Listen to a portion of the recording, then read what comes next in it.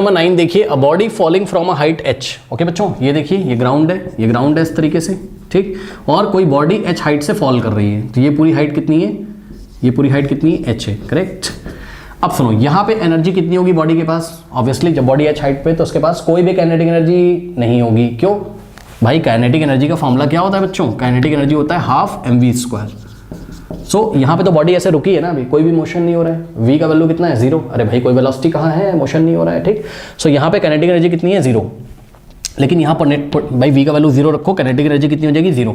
सो potential energy यहाँ कितना है mgh, ये सबको पता है। m is the mass of this body, g is acceleration due to gravity, h क्या है, हाइट है। अब सुनो, क्वेश्चन कह रहा है a body falling from a height, इसको हमने यहाँ से फॉल करा दिया इस तरीके से, ओके ये ऐसे। तो जब ये नीचे आ रही होगी बच्चों, और आते आते ये कहाँ पहुँच जाएगी, h/2 हाइट पे, यानी कि एकदम मिड पॉइंट पे यहाँ पहुँच जाएगी, ठीक। अब इसकी ग्राउंड से हाइट कितनी, h/2, ये देखिए, ठीक। तो मेरी बात ध्यान सुनो, यहाँ जब ये पहुँचेगी, अब इसकी पोटेंशियल एनर्जी कितनी हो जाएगी, चेक करिए यहाँ पे इसकी पोटेंशियल एनर्जी कितनी हो जाएगी, फॉर्मूला वही लगेगा mgh, लेकिन h क्या होता है, ग्राउंड से हाइट। तो mgh, h की जगह इस बार हम लोग क्या रखेंगे, h/2, ओके।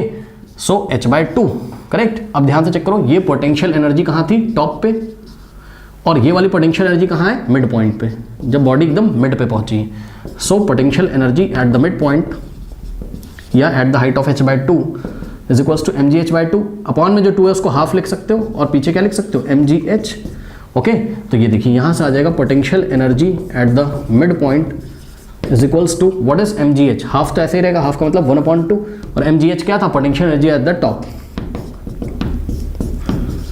नौ बच्चों क्या आ गया यहाँ पर, यानी कि बॉडी जब मिडिल पॉइंट पे पहुंचेगी, मतलब एकदम मिड पे, है ना, यानी कि भाई पूरा क्या था h, तो उसका हाफ क्या होता है h/2। तो जब h/2 हाइट पे पहुंचेगी, अभी नीचे आएगी वापस, लेकिन जिस टाइम बॉडी यहाँ पर होगी उस टाइम ध्यान से चेक करो, potential energy at the mid point is half of potential energy of the top. मतलब टॉप पे जितनी एनर्जी थी बच्चों, ठीक, उसका हाफ, टॉप पे जितनी पोटेंशियल एनर्जी थी उसका हाफ है अब इसके पास, हाइट के हाफ। भाई पोटेंशियल एनर्जी बच्चों किस पे डिपेंड करता है, हाइट पे, mgh, मास पे, हाइट पे। मास तो चेंज हो नहीं रहा है, जो मास यहाँ था, यहाँ पे भी बॉल का मास m था, यहाँ पे भी बॉल का मास m है, तो हाइट चेंज हो रही है, हाइट हाफ हो गई, तो पोटेंशियल एनर्जी भी हाफ हो जाएगी। तो गई कहाँ, हाफ, हाफ एनर्जी कहाँ गई, काइनेटिक एनर्जी में चेंज हो गई। यस सर, ठीक। जब बॉडी ऐसे फ्री फॉल कर रही, जैसे जैसे वो नीचे आ रही होगी, आपको पता है जब भी ये बॉडी ऐसे नीचे आएगी बच्चों, इसकी वेलोसिटी तो इंक्रीज कर रही है ना, पता है आपको।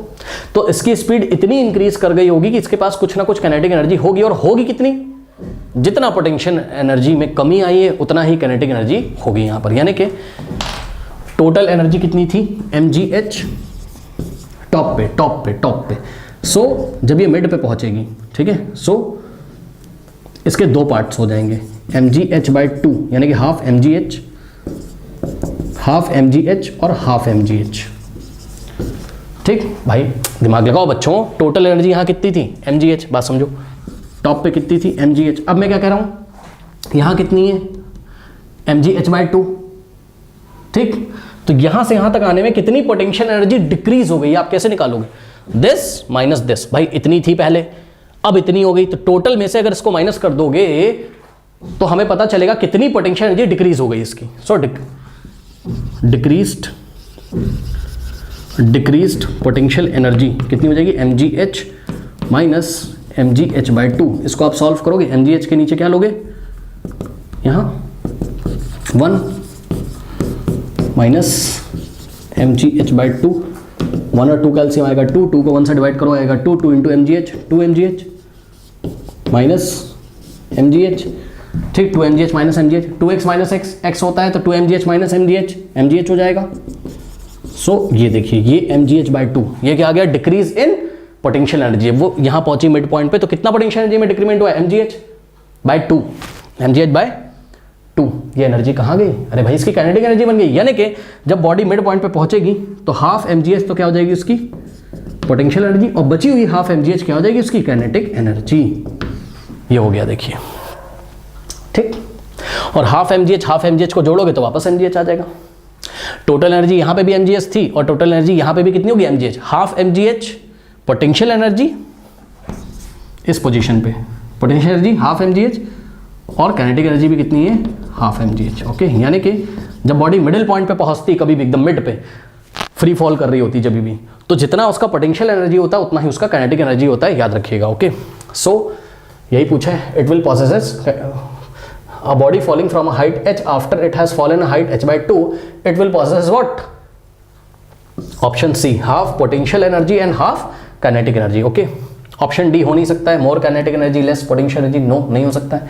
ठीक, only potential energy, no, kinetic भी है क्योंकि उसके पास वेलोसिटी भी है।